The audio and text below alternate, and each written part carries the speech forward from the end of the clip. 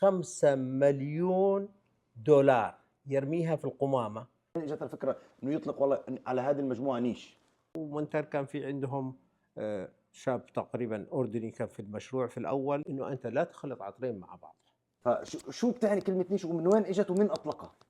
كلمة نيش اللي أطلقها عبد الله فهيم. في معلومات حلوه حابب اخذها منك، تفضل. معلومات عميقه وقيمه وما حد يعرفها، إن شاء الله وانا نقدر سمعتها نعطيها. منك وكنت متفاجئ فيها.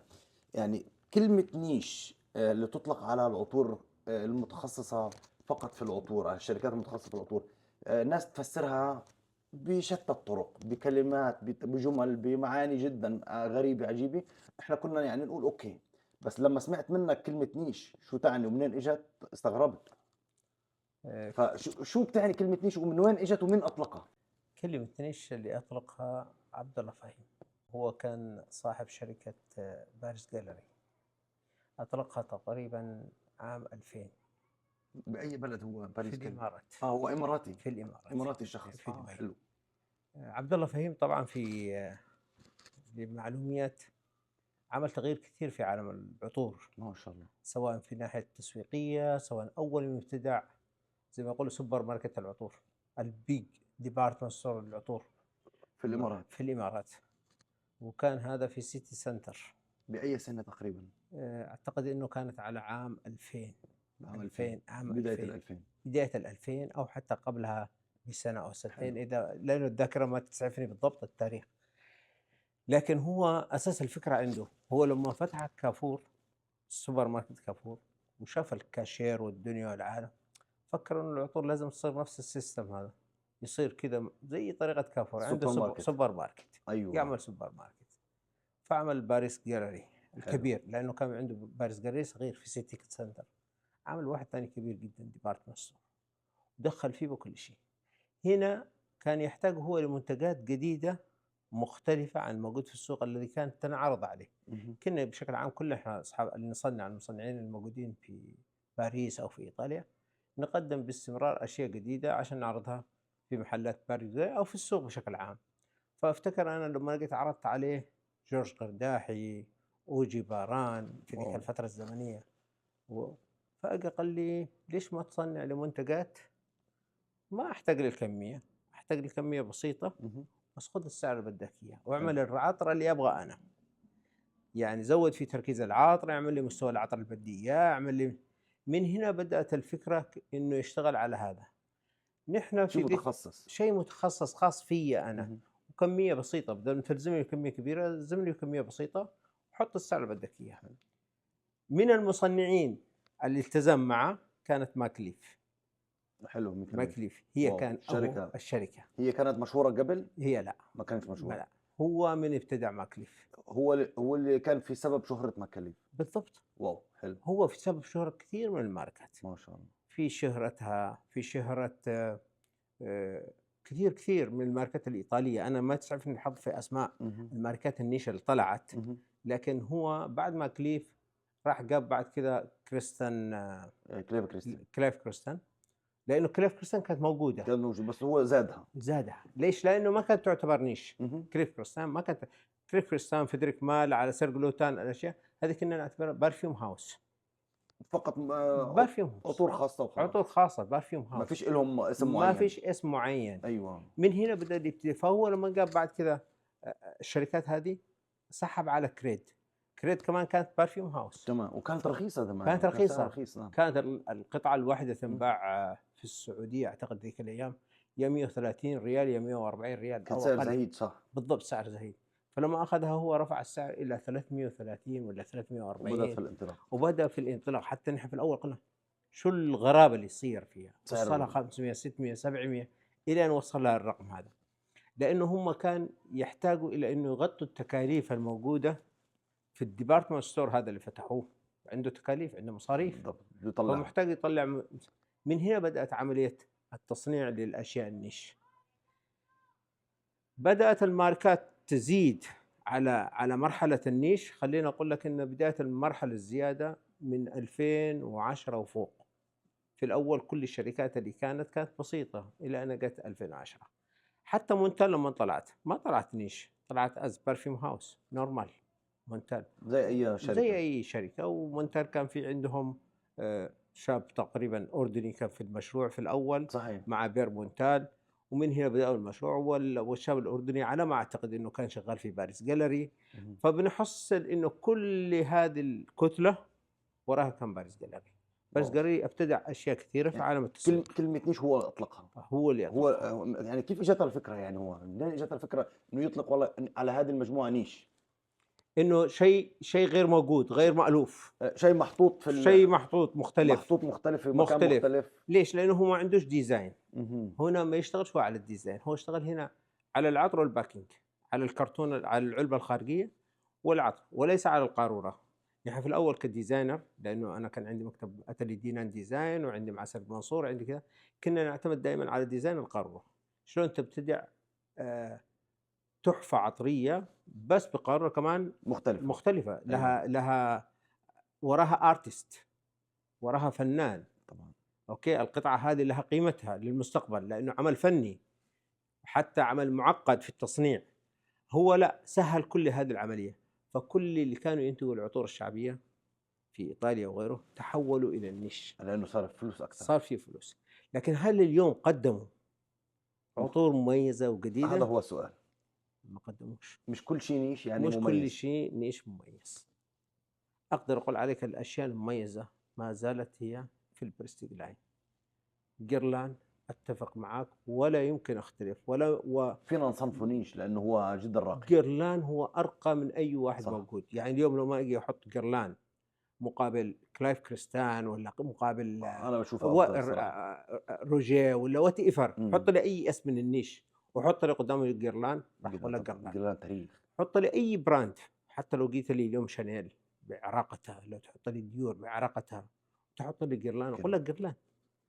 جيرلان لانه اول مره الكولتي للعطر، وما زال كل العطارين يعتمدوا على خطوط جيرلان القديمه في العوده وفي الابتكار وفي الاشياء. هذا واضح في عطورهم بالضبط. واليوم لما يجي واحد يقول لك مستوحى، عطر مستوحى، العطارين لما يستوحوا عطر يبتدعوا عطر جديد من المستوحى وليس تقليد للعطر. يكملوا القصه، يكمل القصه، لانه هو بيمشي على فاميلي، عنده اسره العطر، بيمشي على الاسره هذه. الاسره كان فيها مميز عطر معين من جيرلان. في هذه اللحظه العطر هذا اللي بيمسكه هو، مثلا على سبيل المثال خلينا اقول لك شاليمار. اذا مسك شاليمار يعدل عليه. لما مسك شاليمار طلعوا منه ميس دي كارتير، طلعوا منه اوبوزيشن، طلعوا منه دون، من نفس انت يعني تتكلم عن الاسره نفسها. يعني هو ياخذ الفكره ويعدل عليها، يعدل عليها من الفاميلي، يطلع منها افكار جديده، وكل واحدة فيهم صارت علامة مميزة مستقلة. يعني مش تقليد، يعني الفكرة ولادة بالضبط. لأنه هو بياخذ من البيت، من الفاميلي هذا، وبيبتدع عليها. واو. يعني هذه هي الأفكار. لكن اليوم إن أنا أجيب عطر موجود في السوق وأعمله ثاني مرة وأزود في التركيز حقه، أو أخفف أو أزود شوية، هذا ما قدمت شيء. هذا كان الشغل اللي بيعمله كل العطور الشعبية الموجودة في السوق. عندنا نفس المشكلة هذه موجودة حتى في بعض الشركات العالمية، إنه بتروح ماركتينج. المطلوب بالسوق. إيش المطلوب بيروح عليه، بيجيب عليه. اليوم رايحين على الفروتي بيروح على الفروتي، رايحين على المشابه بيروح حول قريب. عشان كذا ما فيش إبداع. صحيح. من 2010 اليوم ما عندنا إبداع. 14 سنة. لو تجي آخر إبداع منه سوفاج، آخر إبداع. ليفابيل لانكوم، بعد كده اللي ضربوا هذه اخر شيء بالابداعات. طب استاذ حبيب، هل كل عطور النيش الموجوده في السوق هل هي كلها طبيعي كما يطلق بعض الناس؟ يعني اللي في عالم العطور بيقول لك النيش يعني 100% طبيعي. لا، ما في عطر اليوم طبيعي 100%. مش كويسه للعطر نفسها، او انك ما تقدرش توصل الى الباقه اللي انت عايزها من الطبيعي. فانت محتاج الى تجميلها. فاليوم مهما يكون نسبة الطبيعي في أي عطر، وأنا بقدر أقول لك إنه أعلى نسبة عطور طبيعية اليوم هي في عطور دومينيك الأخيرة. صح. نسبة عالية جدا ما شاء الله عليهم. أوكي. لكن في الأخير حتحصل فيها في أكور. نعم. والأكور هو اللي ابتدعه، يعني في حاجة أضاف لها هو. يعني لما العمل في العود، عود الأمور، في أكور استخدموه، وصل لريحة العود. الناس تشم عود، بتشم عود، بس هو أكور، ما فيش عود. صح. ما ممكن تستغني عن المواد الكيماوية إطلاقًا، زائد إلى إنه اليوم بالعكس كثرت المواد الكيماوية عن المواد الطبيعية اللي كانت، حاجة ثانية لإنه المواد الحيوانية انمنعت لسبب معين من من الرفق بالحيوان، هذه الجمعية هذه الجمعية، فالشركات الكبيرة زي IFF International Fine Fragrance تخاف على اسمها فما إمم. تمسكش، بس ما زال small lab يقدر يتعامل معها. في يقدر يشتغل لأنه مش ممنوع اهم. في استخدامها في نظام الإفرا، بس خففوها تقريبًا إلى حد كبير. خففوا كثير لأنه السعر كمان غلا. طبعًا لأنه صار أنت اليوم أنت لما السعر عندي غالي، إمم. شلون أستخدم مادة طبيعية وسعرها غالي؟ طبعًا أغلى مادة هو الإيريس، صح. يعني مادة السوسن اليوم بحوالي 50,000 يورو، صحيح. يعني حتى أغلى من الورد وأغلى من العود وأغلى من لأنها الأشياء نادرة الثانية، جدًا نادرة تعتبر. جدًا. فالمنع حقتها فقط سببها زي ما تقول جمعية الرفق بالحيوان هم يحاولوا يبعدوا. في حاجة ثانية كمان موضوع آخر اللي هو المواضيع السياسية، في مادة تكون في دولة موجودة في إيران أو في كذا، هذه المادة تمنع من لأنه في الاستخدام مشاكل لأنه في سياسية، مشاكل في سياسية. بسموها الحصارات بالضبط، فاليوم شركة أمريكية لا يمكن تستخدم هذه المسألة الموجودة ضمن الحصار زي الزعفران مثلًا. زي الزعفران زي غيره، إمم. فبيضطروا يعملوا بدالها البدائل. البدائل هنا إيش؟ بيعملوا مواد كيماوية عليها. طب هل المواد الكيماوية كما يطلق عليها إنها ضارة؟ في ناس لأنه ما بتعرف بتطلق أي كلام، بيقول لك هذا كيماوي، هذا صناعي، سيء للجلد، بيعمل أمراض. هل هذا المصطلح ممكن يُعمم على كل مواد السينتيتيك؟ لا يمكن يعمم على كل إمم. مواد السنتيتيك، بالضبط. لا يمكن يعمم على كل مواد السنتيتيك، اللي يعمم على مواد السنتيتيك إنه أنت لا تخلط عطرين مع بعض. نحن عملية الاختلاف في الموضوع إنه أنا لما أركب العطر، اهم. العطار لما يركب العطر عارف الموازين اللي هو ركب فيها العطر عند للمواد، الباكج كامل. الباكج كامل، والمواد الكيماوية اللي دخل فيها، بحيث إنه لا تسمح في عملية الحساسية أو تسمح بأي لمّا يدخل عملية. حاجة ثانية لما أنت تخلط حاجتين أنت ما تفهمهاش فبتزود نسب معينة، بتسوي عندك بتدمر الخلطة كلها. بتدمر الخلطة كلها. وهذا يعني إنه الخلط من غير فكر وعلم خطأ. خطأ. تبغى تخلط؟ أنا أقول لك ما تخلط، تبغى تخلط عندك فكرة خلط، ثوبك موجود على العلاقي، روح خلط التنتين على بعد على ثوبك على وات ايفر والبسه، بس مش على مش جسمك، على الجلد. مش على جسمك، مش على جسمك، اخلط زي ما أنت عايز. معلومة جدًا مهمة، يعني يعني أنت اخلط، لا تيجي تمكّس على ذوقك وترشرش. ترشش فوق جسمك، لأ. لا، لأنه ولا تكون قريب منها. واو! حتى بالنسبة للحساسية في بعضهم عندهم حساسية طبعًا، طبعًا. في عملية الخلط، فالأفضل إنه لأ تكون هذه موجودة عندك في البيت، تخلطها جدًا مهم.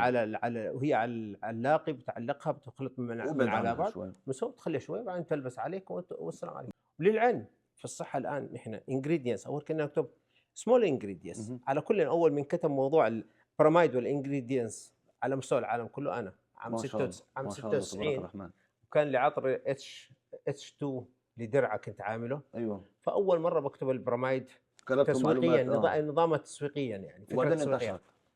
ثاني واحد لقى بعدي أزاره، أوكي، كنت أنا وصاحب كلارنس في المكتب عندي في أتالي دينان، فبيشوف الموضوع قال له فكرة حلوة حطها في أزاره، واو! حطها لأنه كان هو يمتلك ما شاء أزاره. الله أستاذ حبيب، ما شاء الله تاريخ، إيه، تاريخ. فسواها في أزاره وبعد بدأت تنتشر، بعدين بدأنا نكتب الفول انجريدينتس شوية، وبعدين شوية الآن صرنا نكتب الألرجين. اهم. الألرجين كنا نكتب الأشياء اللي هي تعدي أرقام معينة، الآن لا، مفروض علينا تقريبا حدود 90% ابتداء من السنة الجاية 90% من لازم الانجريدينتس ينكتب. لازم كله واو! الألرجين، 90% من التركيبة موجودة الآن على طب الكرتون من طب الخلف. هذا الشيء أنت يعني هم يعرفوا الشركات إنه أنت أساسها. طبعًا في الفترة اللي أنا اشتغلت معاهم أنا علاقتي مع العطارين أستاذ حبيب إحنا 30 نتمنى 40 منك سنة. تعمل دوكيومنتري. والله يا جماعة الخير أستاذ حبيب اللي ما يعرفوا يجهلوا. كم سنة ليك في عالم العطور ما شاء الله تبارك الرحمن؟ الآن تقريبًا طبعًا شيبة طبعًا خبرة. 45 ما سنة شاء صار 45 فعلًا، سنة يا 45 سنة 45 هذه سنة الأيام في جوا العمل الفعلي، الفعلي. لكن قبلها ومن عاد أنا صغير أنا بين حدائق الفل والياسمين والليمون هذه أيام والأشياء الطفولة. والبازار ما شاء الله. حقة عم ياسين وأنا بنخلط 45 سنة في عالم العطور في أوروبا ويعرف كل تجار أوروبا، يعرف كل المصممين العالميين على مستوى كبير. الراجل عنده تاريخ، فنتمنى منك تعمل دوكيومنتري إن شاء الله، عشان الناس تعرف مين وراء كل هالإبداع اللي عم إن بيصير. شاء الله إنه بإذن عندك الله. معلومات ما شاء الله قيمة جدًا جدًا. أنت إذا تعمل دوكيومنتري في يوم لازم يكون عندي 2 من العطارين، نعملها في يوم. يا ريت انا جاهز. ليش؟ عندك إذا اجتمعوا اثنين جلو السوزاك دومينيك يا عيني في جلسة والله يعني. راح تسمع قصص ولا بالخيال. أنا واو. تعرف متعتي دائما لما أجمع الاثنين هذه في سهرة مع بعض، أو لو ما أنا كمان موريس روسيل، أنت تسمع قصص رهيبة. أنت صحيح. في مرة من المرات موريس روسيل في عام 75 يعمل إلغاء ل5 مليون دولار يرميها في القمامة لعطر شانيل 5، شو السبب؟ لأنه لما أجى يشمها هو والمدير اللي عنده يشم التركيبة، حس إنه في جزئية بسيطة من التركيبة كأنه مش صحيحة، مش راكبه على بعض. مش راكبة مع بعض، مش مضبوطة، لأنه هو فكر إنه نسى يحط العنبر في بول، هم بيستخدم العنبر، فنسى كأنه فكر إنه نسي العنبر هو، والثاني يقول لا حطينا موجود. العنبر، أكدنا أيوة. إنه حطه، رماهم. قال له لا أنا ما بشموش، قال له لا الغيه شيل ارمي. رمى 5 مليون. 5 مليون. اوكي، لما تسمعها مش كانوا طبيعي، مش كانوا طبيعي. الاثنين عندي في البيت، مش طبيعي. هو والمدير الاول تبع شيلان واو. اللي اعطاه التعريف، فكانوا عندي في البيت، فبسمع القصه فاندهلت من الكواليتي اللي كان في ذيك الفتره الزمنيه. واو. شلون الشك يجوز من الكواليتي يلغي، لانه في ذيك الفتره لسه ما وصلناش مرحله الكوموغرافي. الكوموغرافي اجى معنا من الثمانينات بدا كل حاجه تحطها على جهاز الكوموغرافي يطلع الدنيا يطلع. عندك كلها. في الاول لا، حاسه الشم. حاسه شم هي اللي تحدد كل شيء، وكان في ضمير حي، كان في ما ضمير ينزلش حاجه الا لما تكون 100%. وقصص النجاح شلون بيمشي طالع في الطائره بيحصل فلان بيتكلم معه، لا نسوي عطر فلان، اوكي عطر فلان خلاص سوينا العطر، يرجع يعمل تركيبه ودي صار شارلي في السوق. راح تسمع قصص يعني جاهز رهيبه. يا ريت. متعتي انا متعتي انا جدا وانا جاهز اجلس معاهم والله، وانا استمتع. شباب اي حدا بده نعمل دوكيومنتري وبودكاست طويل اجزاء، اكتبوا لنا بالتعليقات، حطوا لنا رايكم بالموضوع هذا، وشجعوا الاستاذ حبيب رجاء، شجعوه انه يبادر بهاي المهمه، وانا جاهز لاي شيء والله ان شاء الله باذن الله. استاذ حبيب انت تاريخ. انا جدا سعيد بلقائك ومعرفتك وبالقرب منك. الله يسلمك. هذا شيء بيزيدني شرف الله والله يحفظك. بالعكس وخبره. حتى في عمليه استخدام العطور، في عمليه الاشياء هذه ضروري جدا توعيه المجتمع، ضروري، لانه القوانين القادمه، في قوانين قادمه جديده عن وهذه القوانين القادمه حتحد كثير من الوضع اللي نحن فيه. راح تعمل تقليص، وراح تعمل لايف للمنتج، العمر الافتراضي للمنتج، وراح يكون في قوانين كثيره تحت جديدة. الدراسه، يعني فاينل اوريدي بداوا يعمموها بس لسه ما نزلش، بس ما نزلش، بداوا يعمموها، بداوا يقولوا لنا هذه القانون، هذا حيصير كذا، اخبار تحت بس الدراسه حصريه الاخبار. اوكي، فهذه كلها المرحله القادمه، فلازم كل واحد ينتبه، مش كل حاجه تشتريه، انت تشتري تشوف العطر، اوعى تروح تفكر انك انت اشتريت عطر ب1000 يورو انك انت هذا احلى عطر، السعر ملوش دعوه، ممكن تشتري عطر ب35 يورو يكون اقبل من ابو 1000. هذا اللي وانا اقول لك اياه، هذا مرات نواجهه في الشارع، الناس تعطينا اطراءات على حاجه رخيصه. صح بالضبط، انفق دليلك وانت جسمك يتقبل، صح، والمنطقه اللي انت فيها كل واحد يشتري واحد يشتري على مزاجه، على بس. شكرا جزيلا عفوا استاذ حبيب. معليش يعني ثرثرت كثير. لا بالعكس يعني. يا راجل انا والله مستعد اقعد معك 10 سنين ان شاء الله. لنا لقاء ان شاء الله في حلقات قادمه. كل التحيه والحب للاستاذ حبيب مدير شركه رايندي سبا العملاقه الجميله. بتمنى منكم تحطوا لايك وتشيروا الفيديو واعطونا رايكم بالتعليقات وابقوا قابلونا.